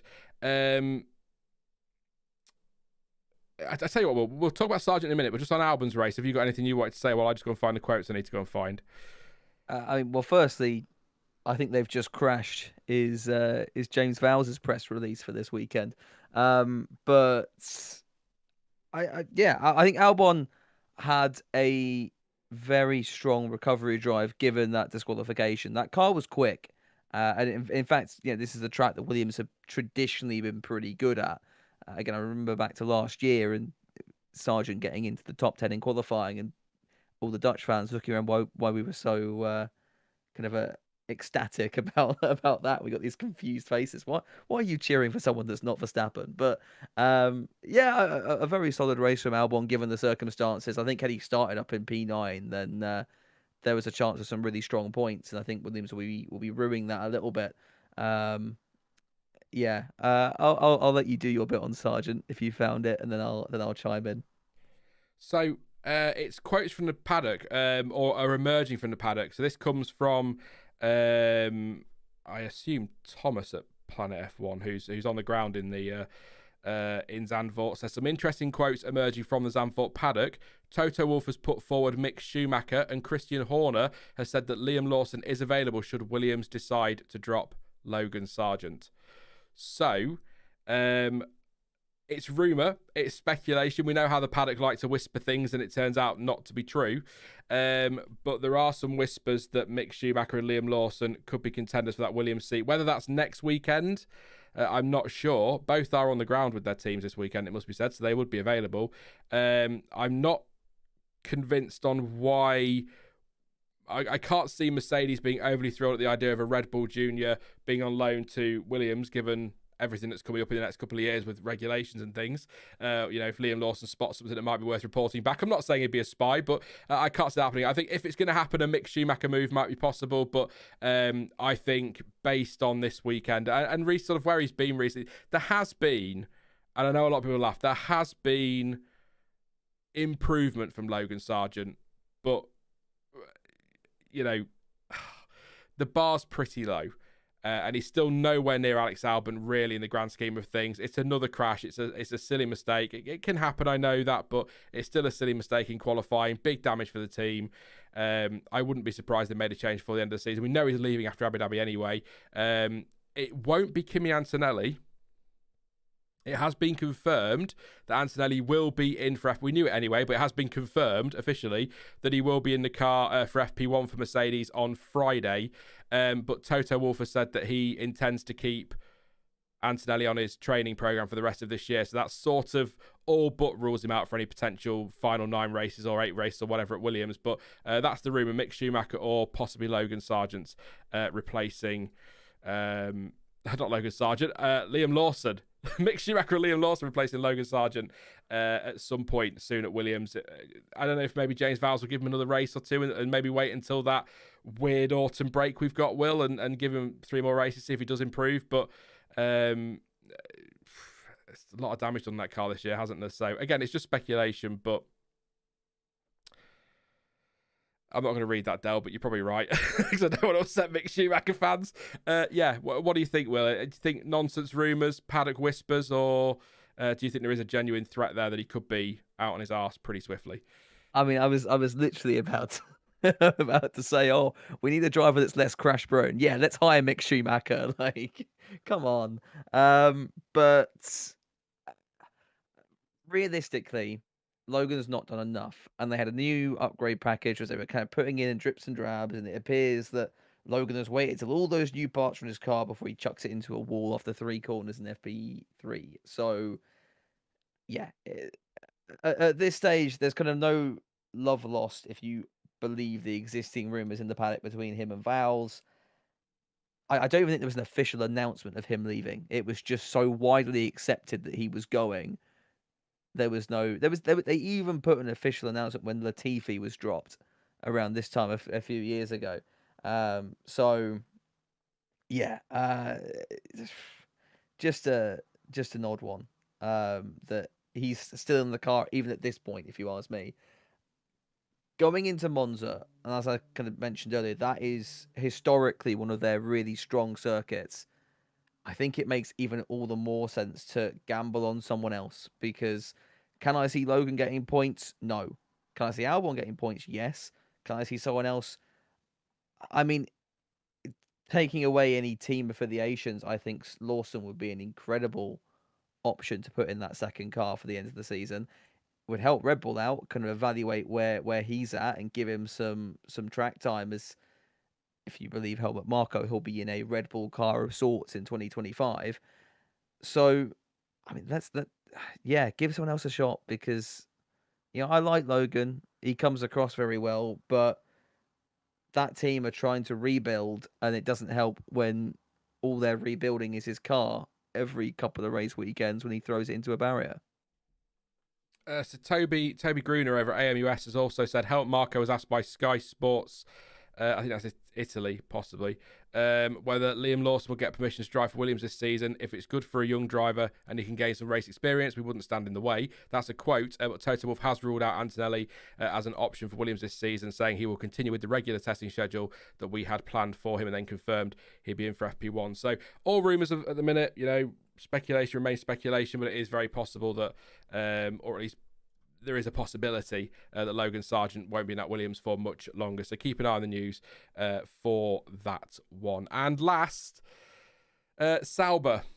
And, oh boy, were they last today. Pace just not there. Simple as that, Will, is what I've put here. They were both cut well adrift at the back. Bottas 13.8 behind Magnussen in 19th place, and Zhou 32.7 seconds behind Magnussen. Zhou's pace this weekend, by the way, I said it in the qualifying watch along yesterday when he was 1.1, I think, seconds slower than his teammate, has been absolutely shockingly bad this weekend. I don't know what's going on. I'll have a look at the press release in a minute, but they did both try the two-stopper, so that accounts for a good chunk of the gap to Magnussen, but that's still a hefty gap at the back of the field. So I'm sure Pascal will tell us if there's something we need to know. But really, all I can say on Sauber is a pretty miserable day overall. Bottas says, arguably our weakest weekend, so there you go, of the season, and the race just confirmed this. We had a really good start and climbed to a decent position. Everything was under control for the first few laps, but we soon realised we couldn't keep up with the cars ahead. That's when reality struck. We were just not fast enough in the race, and that's where we ended up. And Zhou Guanyu said, this weekend has been tough for us, definitely not what we wanted coming back from the break. We were quite far compared to our main rivals throughout the weekend as soon as the track turned dry, which is how we ran today's race. In any case, it was important for us to understand why we struggled so much on high fuel. That's interesting. As the changes we implemented didn't quite work for us. We are prepared for a difficult race today, but struggled with grip from the opening lap and quickly found himself unable to keep up with the pack. So, really disappointed for Sauber. The drivers are confirmed there, just no pace. They soon fell back and disappeared, and that was kind of it. I guess there's not a lot for you to add there, Will, but I'll throw a cheeky comment in there, and I'll why can't they find anyone to fill those seats, or that last seat? Why wouldn't Carlos Sainz want to go to Sauber for a year? It's pretty disastrous, isn't it? And it's a miserable day for them. So hopefully better at Monza, but yeah. That's it on Sauber. Sorry, Sauber fans. What can I say? Mobile chicanes at the minute, or they were this weekend. I mean, there are Sauber fans to begin with. That's news to me. But hey, Pascal's he's our resident Sauber fan, big Sauber fan. Apologies to Pascal then, but yeah, I mean, Bottas had a good start, as he says, but I think a lot of that was down to the fact that he was starting on the soft tyres, which, as we know, that strategy did not work out. It's exactly what I think Yuki was on, and Bottas almost also got that kind of two-stop treatment, didn't he? Of boxing and then boxing again, basically with the one-stoppers, which just didn't work. Just lost him track position and didn't gain him a massive tyre advantage. So pretty dreadful race. Guanyu Slow was living up to his name as usual, and that's all I've really got, if I'm honest. Well, Brad says Zhou would have won, but a gust of wind from a seagull threw him off on lap 17. There you go. It is. There's the proof. Yeah, that's all for it on Sauber. So we'll move on to Q&A in just a second. Please do drop a like, by the way. If there's 300 odd of you here, 84 likes, so we can get over 100. Come on, guys, 16 more. We can get that to 100. Drop a like. Don't forget to subscribe as well. Appreciate you on the journey. Thank you, Blake, for your sub. Blake has just subscribed, so thank you very much for your support. So the last time we had a stream, a race reaction, to those who don't tune into the watch-alongs, I did tease some news. You have to wait a little bit longer, but there will be an announcement on Friday next week. So keep an eye on the channel for that and make sure you subscribe. Very exciting. Chapter 2, let's say, for the F1 words. So that'll be announced on Friday. So keep an eye on the channel for that one. I'm sorry I can't tell you any earlier, but, things. we'll leave it at that. But yeah, keep an eye on that one. But please do subscribe if you're new and drop a like as well. Really appreciate that. I should also let patrons know as well that the Patreon page will close on the 31st of August. And again, those reasons for that will all be explained next Friday. I might do a stream as well, maybe extend the watch along, start a little bit earlier, and we can answer some questions there, or I can answer some questions if there's any concerns or anything you want to know about it all. But we'll see how we go next week. So yes, Friday for that news. So apologies not sooner, but not long. Thank you to Pascal as well, our resident Sauber fan. Will says, tough day for Sauber. 2 laps down, not fast enough. As a Sauber fan, you need to be resilient. I still believe better days will be ahead. Never give up. Thank you very much, Pascal, for your super chat and your support. And yes, better days lay ahead. But don't forget, you've got the Audi deal coming in. So, I mean, that's, things can't be any worse than they are now. Oh, I shouldn't have said that. Sorry, I've ruined that for you, Pascal. Things shouldn't get any worse than they are right now, and the future might be brighter. So hang in there. That's what I'll say on that one. Yes, John T, I know. I know. John T's cheeky. If you've got any questions, throw them in chats. We'll do our best to answer as many as we can over the next half an hour-ish, maybe a bit less than that, because it's been a bit shorter stream. We've flown through quite a bit of the field. It's still taken nearly an hour and a half, Will, mind. But, there's plenty. There was enough to talk about at the front, wasn't there, to keep us entertained? And obviously your comprehensive coverage of RB was greatly appreciated, so that's all good. What did you click on the poll, by the way, Will? I went with, I can't click on it, but I would have gone average okay for the race. I forgot to ask you at the start. Which you clicked? I can't remember now, but that's what I would have gone with now, and I think that's what I went with. So, yeah, it wasn't a bad race from when you kind of bring in strategy and the little bit of overtaking that we got. So, yeah, but it also wasn't good or great either. So, yeah, I'll sit on that average/okay step. Yeah, no, I agree with that one. The poll in the end was 46% for average okay. I tried to do 2 things at once. Can you hear me typing? Yeah, 46% for average okay, 30% for good, 13% thought it was great. Unless they mean that they had a great nap, I don't know. And bad went with... or was 9%. 9% went with bad. So thank you very much for your votes on that. I'm just doing another poll. Will Sargeant be in the Williams, let's say at Monza? I know there's probably loads of ways you can answer this in a really sarcastic way, like, well, he might be in as a test driver or something like that, but you know exactly what I'm getting at. I will give you a third option. Not sure, because, let's be fair. But will Sargeant be in the Williams at Monza next weekend, or do you believe that he will... I might have to put a fourth option in now because I think I've messed up. What could the fourth option be, Will? No, wait, we'll just do 3 options. Leave me alone. I've just been weird. I can't help it. So, yes. You could have Schumacher and Lawson as... Okay, who is in the Williams next year? Oh, sorry, next week. That's a better question. Oh, yes. Because I think everyone's going to vote no, aren't they? So, who will be in the second... I'm such a dad when I do this. Just the internet. Who will be in the second Williams at Monza? ? Grammar, punctuation. Not yes, that's no good, Sean. Will it be Sargeant? I don't expect a huge number here. Who do we have? We had Schumacher, didn't we? Schumacher. If I'm spelling these wrong, please forgive me. Lawson, or have you got another contender, or should I just put other? What do you reckon, Will? You could chuck Antonelli in, even though I know they've said it's not going to happen. But yeah. Antonelli / other. So no, that doesn't make sense, Sean. Shut up, Sean. I think I spelled that right. Yeah, go. Just almost for 20 minutes doing another poll. So just get your votes in. Who will be in the second Williams at Monza? Sargeant, Schumacher, Lawson, Antonelli. Just to confirm, I do, of course, mean Mick Schumacher. But I'm not expecting Ralph Schumacher to hop in that car, although you never know. You never know.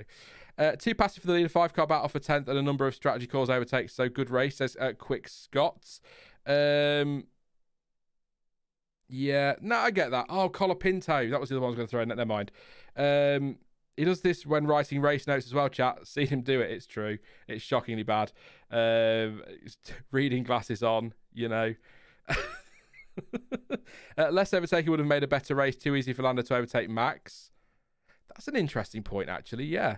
Had that DRS zone been a bit shorter, for example, it might have been more of a fight, Max versus Norris. So that's a fair point, actually. Not often we say things like that, is it? Yeah, fair enough. Ruby says let's all vote Sargeant, because Ruby just would. Ruby's in one of those moods. We know that one. Yeah, Colapinto's a fair shout, but I'm not sure about the super license thing, Will. You're pretty good on your F2 stuff, I think. Unless I don't think in IndyCar, not like F2 IndyCar, same thing. You know. I want to say he hasn't got enough, but where did he finish in F3 last year? Because was it Bortoleto that won it? Was Colapinto? I don't think he has enough. I'll do some Googling and double check. Your thoughts on the Max to Mercedes rumours for 2026, says CPB. Well, I think 2025 is pretty much confirmed now that he won't be going there, so we know that one's done. If Red Bull carry on the way they are, on the road they're going down, and Mercedes keep improving, I'm not going to sit here and say it's not going to happen, because I think Russell's been quite heavily linked, hasn't he, to Audi now? I think, Will. Who? Russell, sorry? Russell to Audi for 26, possibly. I've seen that. Why would you leave Mercedes for, you know? Yeah. Unless you're getting booted out. And I mean, it would basically be a Sainz situation, wouldn't it? But I think even harsher than the Sainz to Hamilton situation. If Mercedes get hold of Verstappen, it's one of those things that you kind of can't turn it down. But then you've got 2 really good drivers already. What do you do? I'd feel really bad for George in that case. And yeah, if I would want to see some results from Sauber / Audi before even considering walking into that motorhome even. So yeah, but the rumors not Planet F1 rumors though. I feel like that's a whole separate kind of kettle of fish. No, I think the rumors were they're doing the rounds from all sorts of places. Okay. I read it elsewhere. So I don't know. No, I'm trying to think where I was reading it, but it wasn't there. I can't remember what it was, but no, it's the trouble is we get a lot of rumours in F1. You might have noticed, and it usually from Jacques Villeneuve after a couple of drinks, or a Ralph Schumacher comes out and everyone, and sort of people put that out there. And I love a bit of gossip. Well, I think we quite enjoy speculation, don't we? Really, as fans, a lot of us do, a lot of us don't. But so sometimes it's difficult to work out what's a real rumour and what isn't. But I think the Russell to Audi thing, I would be surprised if Audi haven't asked the question, because they need somebody in that team that they can have leading. Because I like Hülkenberg, he's done a great job this year at Haas, but is he your long-term team leader at Audi? Probably not. So you're going to be looking at your Russells, your, dare I say, Leclerc's even. He's never going to leave Ferrari unless he gets sacked, is he? Let's face it. But you know what I mean. You look at, that's why they're after a Sainz, for example. So looking at Russell, if he's available, I don't think is a bad thing. But you've got Toto Wolff, I believe, is still George Russell's manager. So that's the thing. Antonelli is only just 18 today, I believe. So, Russell's got experience within the team and within F1 generally now. Antonelli, he could do with that experience alongside him. But then, at the end of the day, if Max Verstappen becomes available or wants to make the move, Max has always been seen as the one that got away for Toto. So, would he scratch that itch and just say, sorry, George?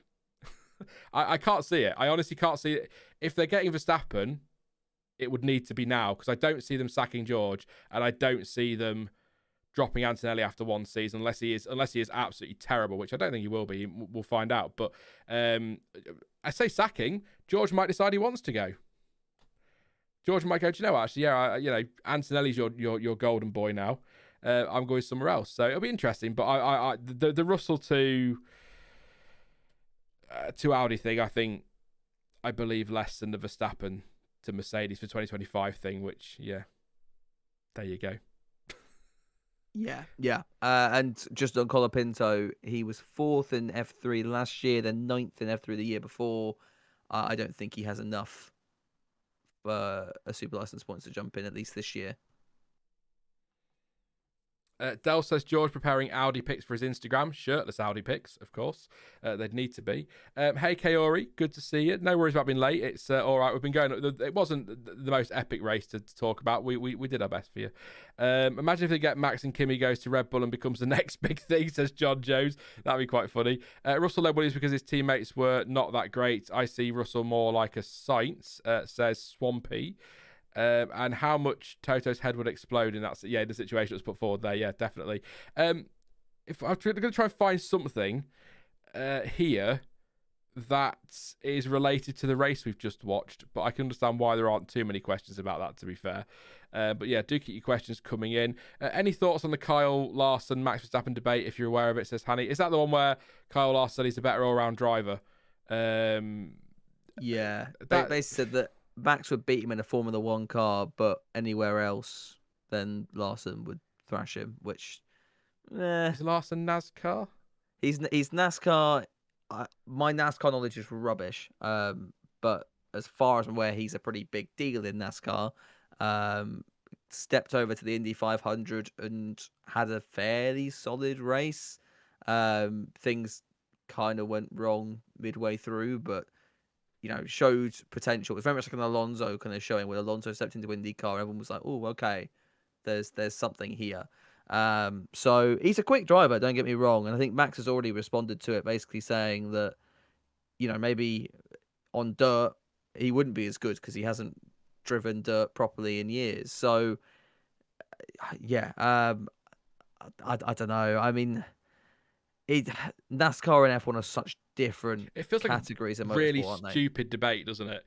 Yeah. Like, first of all, who cares? Yes. Larson isn't racing in F1 and Max isn't racing in NASCAR. But secondly, and you said it there, you put Max Verstappen in NASCAR, Larson probably destroys him. You put Larson in F1 and Max Verstappen will wipe the floor with him. You put them both in IndyCar, they might both be dreadful. They might both be brilliant. Well, we're never going to know. It's such a silly. I suppose the only thing I would say is that generally I find, and this is just a life experience thing, the person who's shouting that sort of thing the loudest generally has some sort of inferiority complex. I'm not attacking Kyle Larson individually. I'm just saying that usually when someone's like, I'm better than you, yeah, they're shouting that for a reason. So please look at me, give me attention or something like that. I don't know enough about NASCAR. He might be an absolute superstar over in the States, but I don't watch NASCAR. I never really have, actually. It used to be on Channel 5 many moons ago. But I just, it's a silly argument. I don't mind being asked the question, but I just think it's you could debate who's better, Norris or Leclerc, or you could debate who's better, Pato O'Ward or give me a minute. One will come, one will arrive. Scott Dixon. There we go. I got one. That's 2 IndyCar drivers Sean named. Come on. We're getting there. I was thinking about Alex Palou actually and not Scott Dixon, but there we go. You could make that argument, but you could maybe argue 2 names in NASCAR. I know one, and that's Larson. That's only because it came up as a question. So I just don't see the point in arguing between, if Larson's that sure, get yourself an F1 car, get yourself an F1 drive. I'm sure you can buy one somewhere. There'll be, Sauber might need somebody next year. Actually, well, I'll tell you what. Let's move on from this because I'm just going to keep muttering and mumbling and waffling. But that second Sauber seat, Bottas seems to be the favourite for that now. Do you think that will be Bottas? Do you think they're at the point now where they're going to have to stick with one of those two, Bottas or Zhou? It makes sense for it to be Bottas. I mean, Sauber could realistically wait on this one because all of the candidates for that seat that I see, Bottas, I guess we can throw Zhou's name in there. They're all, it's out of their hands, effectively. It comes down to what Sauber want. They're not going to lose those drivers to other teams. I've said this before, and I think this could be a really good move for everyone involved. And it is bias coming from me, but I'll say it anyway. Daniel Ricciardo, if he gets dropped from Red Bull and RB, Daniel Ricciardo in a Sauber / Audi, I think could be a really fun project. Given their kind of social media presence, Daniel would fit right in there with what he brings. I don't think he's had a terrible year this year, or at least not as terrible as people claim it to be. So, yeah, I just think that could be a really good move, and arguably a stronger move than Bottas, personally. But Valtteri being in there also makes sense. Teo Porcher, he took too long to win F2. Putting in, was it Bortoletto's the other name? I think that's a massive risk this early on, give him another year in F2, and then maybe look at promoting him. That's my take on it. But Bottas, I think, will probably end up getting it. Yeah. But I would personally like to see Ricciardo in that seat if he loses his RB drive for next year. I mean, I'm not going to go as far as to predict Ricciardo, but I think you're right on that profile of driver, someone with quite a lot of experience to put alongside the extra experience I get from Hülkenberg as well, for a team that's going to be quite transitional next year. I mean, they are this year, aren't they? But next year as well. And then the big changes coming to the team, that might be really handy. So that's why you've got to put Bottas in there as well. That experience could be quite important. And actually, it's been a while. I know it's been a few years now, but Bottas has got that experience working with a manufacturer at Mercedes. So maybe that's something they can look at. But I think the question really, or not really a question, but the point to make, I suppose, really is Bottas, Ricciardo, yeah, but who is there anyway? I mean, you know, they lost Sainz. I don't see anybody else who's out of a seat outside of somebody who's desperate to stay in F1. You know, let's say Sergio Perez loses his seat at the end of the season. Is he really going to go to Sauber and sit around trundling at the back of the field and hope that Audi might get it right the next year? Yeah, it's really tricky. So it may be that they have no choice but to stick one of their drivers. But I think if they had to pick one of their drivers, unless they want the marketing potential that comes from the Chinese market, for example, with Zhou Guanyu, if it's a performance-based decision on those two drivers, I mean, certainly based on this weekend, it only goes one way, doesn't it? But I mean, I don't think Zhou's been that bad, but he's not been great this year. I was hoping for more progress from him. I thought he did okay last year for a first season, but he doesn't seem to have really gone anywhere. But then that car's dreadful, so it's difficult. CPB says Sebastian Vettel will come back. Oh, don't.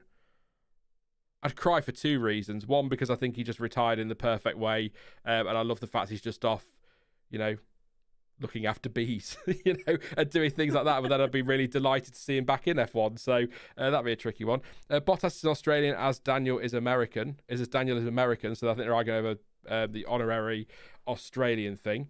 Did Merck confirm their second seat, says Richie? No, not officially. The rumours are that it's Antonelli next year. I think they kind of took a shot at it in Sky commentary. They said, and we should have an Italian on the grid next year. So I think it is all but confirmed. A bit like his FP1 appearance in Monza. We've known for weeks, if not months, that was going to happen. As soon as he turned 18, you know, he was always at the home Grand Prix weekend as well. He was always going to be in that car for FP1. But I think the rumor is Antonelli, and I'd be surprised if it's anybody else, because a little bit like Sauber, but for very different reasons. They're not going to get Verstappen. Who else is there? So why not give your young driver a chance in that car? And do you know what? If Antonelli, I don't want to, you know, talk down, but if he has a shocker of a year next year and they do decide to change that, he's still only 18. He'll be 19 at the end of next season. They could send him, you know, loan him out to another team or give him opportunities elsewhere and let him rebuild from there. But they rate him highly. Toto Wolff would not be considering Antonelli if A, he had an absolute guaranteed better option, or B, if he didn't believe in him, because he notoriously, Mercedes are quite reluctant to promote their juniors unless they think they're special. So there's obviously something there they see in him on that one, but I think it will be Antonelli, 100%. Although a few in chat have said they're not so sure. I think CPB was one that said weren't so sure just yet. Michael says Race of Champions should be sending an invite to Max and Larson. Yeah, there you go, sorted. Yeah, I'm trying to look for questions about the race weekend, unless he crashes in the Merc in FP1 next week. So that's a good point. Yeah, 18 seconds off the pace and crashes it 3 times in FP1, then maybe you won't get the seat. But I'm looking forward to seeing him out there, see what he does. As someone who knows NASCAR, the current Gen 7 are completely different cars to drive. Look at JB and Kimi. Larson had a very intense Indy Oval testing that started last year for this year's Indy 500. That's from Finley. Thank you, Finley. I'll have to take your word on all of that, mate, but I appreciate the information. And anyone find it strange that Max didn't get a penalty for what he did in the pit lane in qualifying, driving over the white line and overtaking? It was a practice session.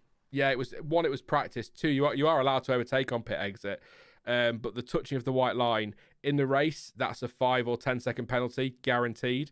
I think the best way it was described in commentary was they treat that like a wall in the race in particular. If you touch that, you get a penalty. That all comes from lots of reasons, building up to that. But the one I remember it vividly was Michael Schumacher's exit from the pits in Canada in '98. Where he didn't see, or he says he didn't see. Oh, Michael. He says he didn't see Heinz-Hauer Frentzen and just exited the pit lane and sent Frentzen onto the grass and into a spin and ended his race. That's when that was really pushed, that drivers wanted that sort of thing. So there were lots of things built up to that. It wasn't just that one incident, but that was one of the big ones that I remember. So it's always been treated like a wall since that came in. So, but in a practice session, if you block a driver and you're impeding, it's a reprimand. Pit lane speeding, a reprimand. So I would say, well, it's consistent. He's touched the white line. That's consistent with what we've seen before. A reprimand in practice, but or qualifying or whatever. But in the race, that's penalty all day long. Yeah. Sorry. Yeah. Not much to add on that one, really. I stopped talking while I was scrolling. And I don't usually do that, but yeah.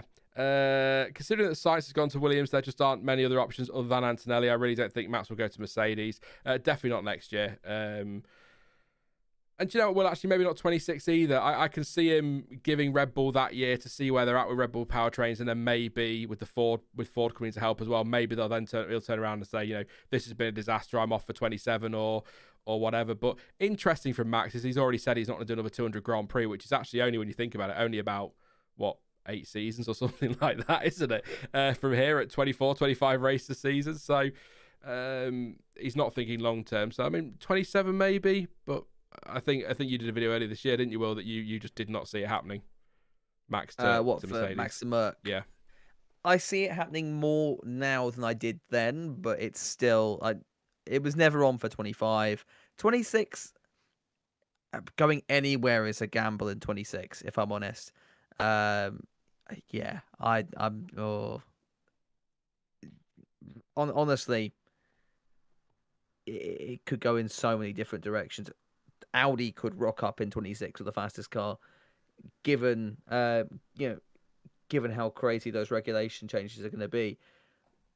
I think for Max, it, like you say, it makes sense to stay there for 26, give the new power unit a chance. Yeah, give it a chance.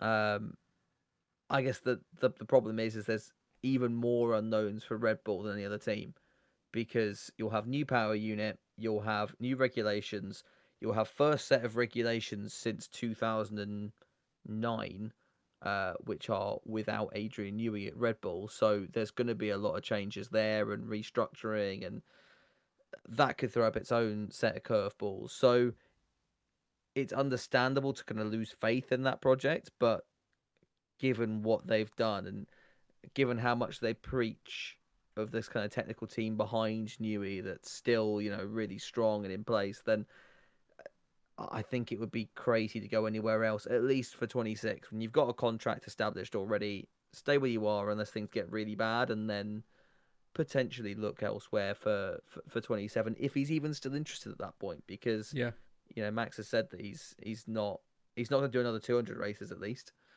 He said for a long time that he was going to leave in 28. I don't know whether that'll ever happen, but he wants to go out and do other projects and race other things and win other things. So he could still end his career at Red Bull just even sooner than we thought, for all we know. Well, I think Sir Alex Ferguson said it. A lot of people said it. They like to go out. They want to end their career on the top. If he thinks McLaren are coming strong next year, who knows? he might turn around if he wins the championship this year and say, "See you, lads." I don't think he will. I think he'll still be around next year. But I'm just saying, if he wants to go out on the top, that's your opportunity, I suppose. Redmond Barry says, does Sainz have his 200th race this year or after? Race next or the race after? It's 3 races time. Sorry. So he's done 100. He's actually done 200 entries, but 197 starts. So that means Monza, Baku, so Singapore. Oh, Singapore! A year on from his win, is Singapore is his 200th race, I believe. Yeah, it will be. So win for Carlos Sainz confirmed. There you go.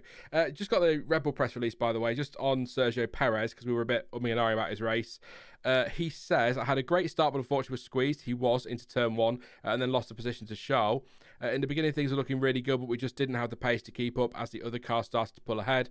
We were struggling with the grip on the hard tyre and balance all race. We have a lot of work to do, but it has been a good weekend in terms of understanding the car issues, and we can go forward to take this as the base and to develop from here. I also feel like this is a very extreme scenario with the tailwind corners. And we struggled more than other teams. Monza will be a different kind of track, and we hope more positive. So I mentioned it earlier about Monza. One of the areas that McLaren are extremely strong is high downforce tracks. Monza, a lot more low downforce than Zandvoort. That could play more towards Red Bull. But I do think McLaren, just to make the point again for anyone tuning in late, that I still do think that McLaren are good everywhere. And I think they're the team to beat now. In terms of race pace, obviously in terms of the championship, Red Bull are still the team to beat because they're top of both championships, but you know what I mean. Unhinged Gaming says, is it possible for Sauber to have a really good car next year considering Binotto's there? I think Sauber... sorry, Pascal, put your fingers in your ears. I think Sauber, this is where they are this year, and I think... for the rest of this year, I think this is probably where they're going to be for next year as well. This 2 years, and I think it shows actually, to be fair, in the team name that they chose. I think this 2 years is very transitional, and it's all about 26. That's where all the focus is. I think Bottas has said similar this weekend. There was a quote about a lot of focus on Audi for 26. So I think it's going to be very transitional. They might have a better car next year if they understand the problems they've got, and they can work on those between now and the end of the season. Then over the winter, maybe introduce some updates and get a better car together overall for next year. But given that most of these cars, if not every single team, is going to carry them over to next year with upgrades, I don't see Sauber making huge leaps forward. But I think, again, the focus for them, and correct me if you disagree, Will, but I think the focus for them is very much 26 and Audi, and next year could be a tough 24 races for Sauber fans. Pascal in particular. I'm with you on that. I think Audi have even said it could go even later than that, like 27, 28 could be when they start realistically seeing the fruits of their labours. But I think kind of as you put there, Sauber.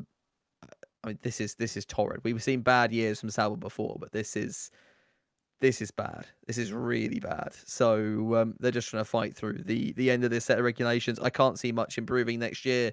There's no point gunning to improve that car when you're already so far back and you've got a new set of regulations coming in 26. So it's just a case of kind of battling to the finish line on that one, letting Audi come in and then praying there is some good to come out of that. Yeah, I'll agree with that one. I think as well, Will. I think we'll leave it there, mate.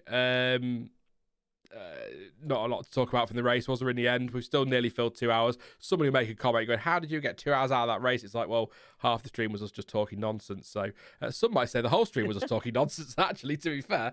But yeah, no, half of it was. So thank you very much, Will. Really enjoyed the chat again. I was going to apologize. I'm so sorry I didn't make Zandvoort a better race for you. That's my fault. It's all your fault. It's all your fault. We did all right. It was all right. We had enough to talk about. So I'm looking forward to the rest of this season, and I'm sure we'll get together on a stream again soon. And we didn't. I said last time we wouldn't leave it a year. It was a month. So things are improving. Who knows? We might be on a stream again soon. Cheers, mate. Cheers. Well, thanks again, and I'll talk to you soon. Thanks to Will. Thank you to you guys as well for tuning in. Like I say, keep an eye on the channel next week for the news Friday on what's going on with the channel. And don't forget as well, I will be back on Thursday. Yes, Thursday. Unless we get some news on Logan Sargeant. But I will be back on Thursday with the preview for Monza. Of course, then the announcement on Friday, maybe a live stream as well. We'll see how we go. Then we've got the watch along on Saturday and the race reaction on Sunday. Driver of the day, forgot about driver of the day. Probably Ruby, probably Vesk, Lando Norris for me. You can pop yours in as well if you like to in the chat. I would say of everyone today, probably Norris, but big shout for Leclerc as well. He's got to be in the mix, and I think Gasly did a cracking job too. So there we go. I thought the driver day was obvious today, so apologies. I kind of skipped over it. But yes, so like I said, Monza preview Thursday, announcement Friday, qualifying watch on, possibly extended on Saturday, race reaction Sunday, and then we go from there. So please do drop a like before you go. We got over 100, so that's fantastic. Thank you, everybody, for your support, and subscribe as well if you're new, so you can be part of this, the journey and the next stage for the F1 word. But as ever, thank you for watching. I've been Sean. This has been the F1 word, and until next time, goodbye.